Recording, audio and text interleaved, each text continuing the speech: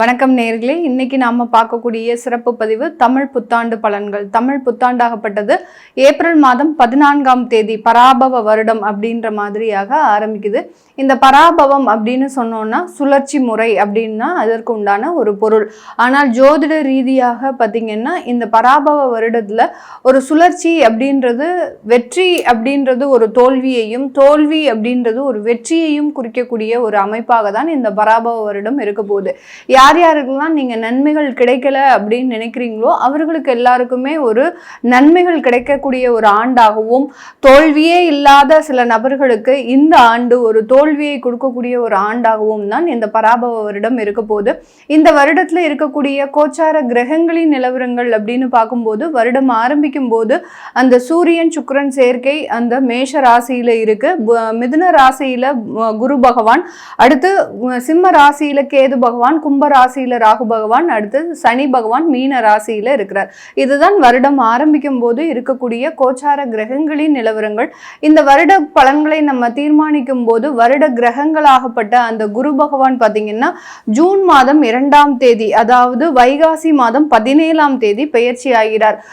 மிதுன ராசியிலிருந்து உச்சம் பெற போறார். கடக ராசிக்கு சென்று அங்க உச்சம் பெற்ற ஒரு குரு பகவானா பெயர்ச்சியாக போகிறார். அடுத்து பார்த்தீங்கன்னா இந்த குரு பகவான் திரும்பியும் அதிசாரம் பெறுகிறார். அதிசாரம் அப்படின்னா விரைவாக நகர்ந்து சென்று அடுத்த ராசிக்கு பயிற்சி ஆகிறது தான் அதிசாரம். இந்த அதிசார ஒரு பயிற்சியாகப்பட்டது ஐப்பசி மாதம் நிகழக்கூடிய ஒரு அமைப்பாக இருக்கு. ஐப்பசி மாதம் 14ஆம் தேதி அந்த குரு பகவான் மீண்டும் அதிசாரம் பெற்று வருகிறார். இந்த குரு அதிசார நிவர்த்தி ஆகப்பட்டது 25ஆம் தேதி ஜனவரி மாதம், அதாவது தை மாதம் 10ஆம் தேதி இந்த குரு அதிசார நிவர்த்தி அடைகிறார். இதுதான் இந்த இடத்துல இருக்கக்கூடிய ஒரு முக்கியமான கிரகங்களின் பெயர்ச்சி. அடுத்து ராகு கேது அப்படின்னு சொல்லக்கூடிய அந்த நிழல் கிரகங்களாகப்பட்ட அந்த சர்ப்ப கிரகங்களின் பெயர்ச்சியாகப்பட்டது கார்த்திகை மாதம் 19ஆம் தேதி, அதாவது டிசம்பர் மாதம் 6ஆம் தேதி அந்த கேது பகவான் சிம்ம ராசியிலிருந்து கடக ராசிக்கும், ராகு பகவான் கும்ப ராசியிலிருந்து மகர ராசிக்கும் பெயர்ச்சியாகி வருகிறார். இது வக்ர கிரகங்கள் அப்படின்றதுனால அது ரிவர்ஸ்ல தான் எப்போதுமே இதனுடைய சுழற்சி இருக்கும். சனி பகவான் இந்த தமிழ் வருடத்துல பராபவ வருடத்துல மீன ராசியில இருந்து வக்ரம் அடைகிறார். எப்போ வக்ரம் அடைகிறார் சனி பகவான் அப்படின்னு பார்க்கும்போது கார்த்திகை மாதம் 24ஆம் தேதி, அதாவது டிசம்பர் மாதம் 11ஆம் தேதி வக்ரம் அடைகிறார். இந்த வக்ரம் அடையக்கூடிய ஒரு சூழ்நிலையில இந்த மாதிரியான இந்த பராபவ வருடத்துல இருக்கக்கூடிய கிரகங்களின் கோச்சார நிலவரங்களின்படி ஒவ்வொரு ராசி என்பர்களுக்கும் உண்டான பலன்களை பற்றி பார்க்க போறோம்.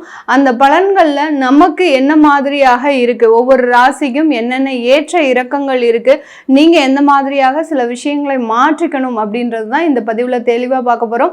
இந்த சேனலை முதன்முறையா பாக்குறீங்க அப்படின்னா சப்ஸ்கிரைப் பண்ணிக்கோங்க, பெல் பட்டன்ல ஆல் ஆப்ஷன் சூஸ் பண்ணிக்கோங்க. சிம்ம ராசி அன்பர்கள் அதிகப்படியாக தன்னம்பிக்கை இருக்கக்கூடிய ஒரு நபர்கள். தன்னம்பிக்கை இருந்தாலும் வாழ்க்கையில தோல்விகளும் அதிகப்படியாக இருக்கும். எந்த ஒரு விஷயத்தையுமே இவங்க போராடாம சாதிக்கவே முடியாது. அந்த அளவுக்கு அந்த போராட்டமும் ஒரு வாழ்க்கையில வெற்றி பெறக்கூடிய ஒரு அத்தியாயம் வரும்போது அந்த வெற்றியே வேண்டாம் அப்படின்னு சொல்லக்கூடிய அளவிற்கு அதுல அலைக்கழிப்புகளும், அதாவது ஒரு விஷயத்தை செய்யணும்னா அதற்காக ரொம்ப பிரயத்தனம் எடுக்கணும். அந்த பிரயத்தனத்தை எடுக்கும்போது இவர்களினுடைய வாழ்க்கையை வெறுத்து போகக்கூடிய அளவிற்கு சில சம்பவங்கள்லாம் நடக்கக்கூடிய ஒரு அமைப்பு வாய்ந்தவர்கள் இந்த சிம்ம ராசி என்பர்கள். அப்படி இருந்தாலும் கூட அந்த மன வலிமை அப்படின்றது கண்டினியூஸா இவர்களுக்கு இருந்துகிட்டே இருக்கும். சலிக்காம ஒரு வேலையை முயற்சி செய்து கொண்டே இருப்பார்கள். அந்த இடத்துல எப்படியாவது நம்ம நல்ல ஒரு விஷயத்தை அடையணும், வெற்றி பெறணும் அப்படின்ற ஒரே ஒரு இலக்கு மட்டும்தான் இருக்கும். இந்த சிம்மராசி என்பர்களுக்கு அந்த இலக்கு பார்த்தீங்கன்னா வெற்றின்ற ஒரு இலக்கு மட்டும்தான் இருக்கும். வேற எந்த இடத்துலையும் இவர்களினுடைய அந்த ஒரு சலனம் அப்படின்றது கண்டிப்பாக இருக்காது.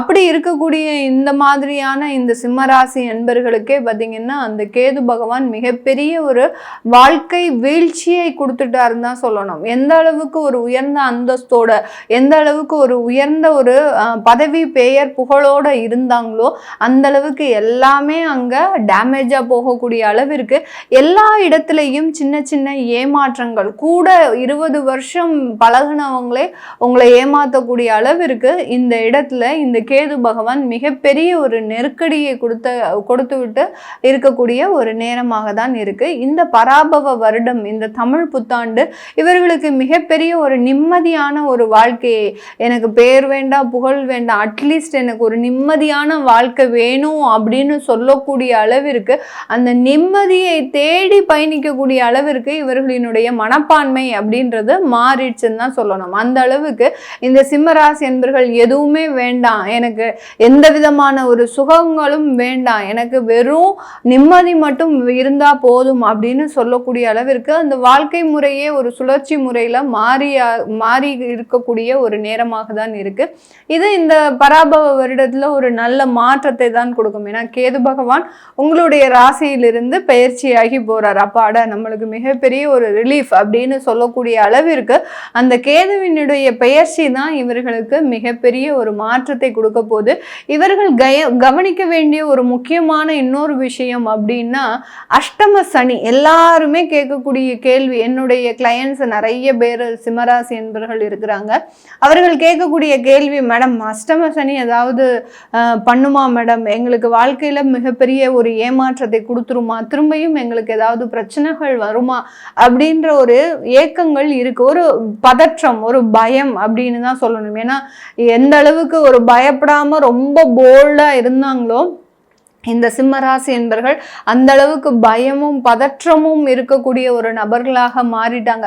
சில விஷயங்களை செய்யணும்னா ரொம்ப அசால்ட்டா ஒரு தைரியத்தோட செய்வாங்க, ஒரு அசட்டு தைரியம்னு சொல்லுவாங்க இல்லையா, அந்த மாதிரியாக செய்யக்கூடிய நபர்கள் இப்போல்லாம் பார்த்தீங்கன்னா ஒரு விஷயத்தை எடுக்கிறதுக்கே எந்த விஷயமா இருந்தாலும் இது ரொம்ப ரிஸ்க் ஜாஸ்தி, இதெல்லாம் நம்ம செய்யக்கூடாது, இதெல்லாம் நம்ம செய்யாமல் அவாய்ட் பண்ணுறது நல்லது அப்படின்னு சொல்லக்கூடிய அளவிற்கு சின்ன சின்ன விஷயங்களை கூட அவாய்ட் பண்ணக்கூடிய ஒரு சூழ்நிலையில் இருக்கிறாங்க. அப்படி இருக்கும்போது இந்த அஷ்டம சனி அப்படின்றது பார்த்தீங்கன்னா உங்களுக்கு வேலை ரீதியான தொந்தரவுகளை கொடுக்கும். என்ன மாதிரியான தொந்தரவுகளை கொடுக்கும்? வேலையில் என்ன வேலை செஞ்சாலும் உங்களுக்கு அங்கே மதிப்பு, பாராட்டு, ஒரு அங்கீகாரம் எதுவுமே கிடைக்காது. நீங்கள் 24 மணி நேரத்தில் 20 மணி நேரம் அந்த அலுவலகத்திற்காக வேலை செய்கிறீங்க அப்படின்னா அந்த 20 மணி நேரம் இந்த சிம்மராசி என்பர்கள் வேலை செஞ்சாங்கன்னு சொல்லி உங்களை யாருமே தலையில் வச்சு தூக்கி பாராட்ட போகிறது கிடையாது. நீங்கள் 20 மணி நேரம் வேலை செஞ்சால் கூட இவர்கள் வேலையே செய்யலை அப்படின்னு சொல்லறதுக்கு தான் ஒரு 10 பேர் இருப்பாங்க. அந்த மாதிரியாக அந்த வேலை செய்யக்கூடிய இடத்துல மிகப்பெரிய அளவுக்கு வளர்ச்சிகள் இருக்காது. அப்போ நீங்க என்ன பண்ணணும், அந்த வேலை செய்யக்கூடிய அமைப்பை நீங்க மாத்திக்கணும். கரெக்டா டயத்துக்கு போறது, டயத்துக்கு வர்றது, உங்களுக்கு உண்டான ரெஸ்பான்சிபிலிட்டிஸை கொஞ்சம் மெதுவா நிதானமா செய்யறது, இது எல்லாத்தையுமே செஞ்சுக்கணும். மேடம் எப்போதுமே எனக்கு டாஸ்க் ப்ராஜெக்ட் டார்கெட் இப்படி சொல்லியே நான் இருக்கிறேன் மேடம், இதெல்லாம் நான் வேலையை ஒத்தி வைக்கவே முடியாது அப்படின்னா நீங்க குறைந்த டாஸ்கா எடுத்துக்கோங்க. இந்த அஷ்டம சனி இருக்கிற வரைக்கும் மிகப்பெரிய அளவுக்கு ப்ராஜெக்ட்ஸ் எல்லாம் நீங்க அச்சீவ் பண்ணணும், மிகப்பெரிய அளவுக்கு உங்களுடைய டர்ன் ஓவரை நீங்க இன்க்ரீஸ் பண்ணணும் அப்படின்னு நினைச்சீங்கன்னா கண்டிப்பா அது என்ன தலைகீழ நின்னாலும் முடியாது. அதனால நீங்க குறைந்த அளவு ப்ராஜெக்ட்ஸ் வச்சுக்கோங்க, குறைந்த அளவு டார்கெட்ஸ் வச்சுக்கோங்க. அந்த அளவுக்கு வருமானத்தை கண்டிப்பா அந்த சனி பகவான் கொடுப்பார். ஏன்னா உழைக்கிறவங்களுக்கு எப்போதுமே மரியாதை கொடுக்கக்கூடிய ஒரு கிரகம் அந்த சனின்ற கிரகம். இப்போ உங்களுக்கு அதை மரியாதை கொடுக்கக்கூடிய அளவிற்கு அதனுடைய ஸ்தானத்துல இல்ல, மறைஞ்சு போயிருக்கிறார். 8ஆம் இடத்துல மறைஞ்சு போனதுனால இந்த அஷ்டம சனி அப்படின்றது மிகப்பெரிய அளவுக்கு இந்த பாதிப்பை இந்த சிம்ம ராசி என்பர்களுக்கு கொடுக்கும். அதனால இந்த இடத்துல ரொம்ப கேர்ஃபுல்லாக இருந்தா போறோம். தொழில் செய்யக்கூடியவர்கள் உங்களுடைய தொழிலாளர்களுக்கு ஒரு சலுகைகளை கொடுங்க.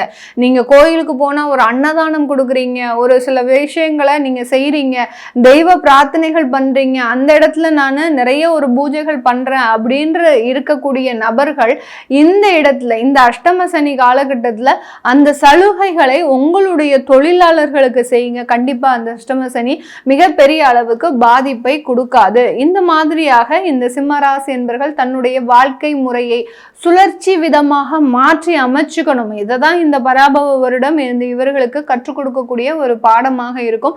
இந்த காலகட்டத்துல 6ஆம் இடத்துல ராகு பகவான் இருக்கிறதுனால கடன் வீடு தேடி வரக்கூடிய ஒரு நேரம். அதனால கிரெடிட் கார்டு வாங்கக்கூடாது, லோன் ஏதாவது இருந்ததுன்னா அதிகப்படுத்தக்கூடாது, டாப் அப் பண்றேன் பேர் வழி அதை மிகவும் செய்யக்கூடாது. இதெல்லாம் செஞ்சீங்கன்னா இன்னும் பெரிய அளவுக்கு பிரச்சனைகள் வந்துடும். அதனால இந்த சிம்மராசி என்பவர்கள் சில இடத்துல நீங்க ரொம்ப கண்ட்ரோலா இருந்துட்டீங்க அப்படின்னா மிகப்பெரிய ஒரு வளர்ச்சிகளை சந்திக்கக்கூடிய ஒரு நேரமாக இருக்கும். குரு பகவான் ஆஸ் யூஷுவல் உங்களுக்கு அதிசாரம் பெற்று உங்களுடைய ராசிக்கு வர்றார் ஒரு 3-4 மாதத்திற்கு. அந்த மாதத்துல உங்களுக்கு நிறைய வளர்ச்சிகள் இருக்கக்கூடிய ஒரு நேரமாக இருக்கும்.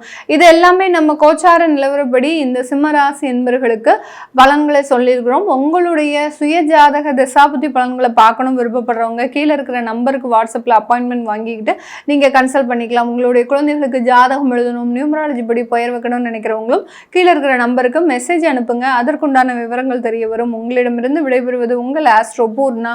நன்றி, வணக்கம்.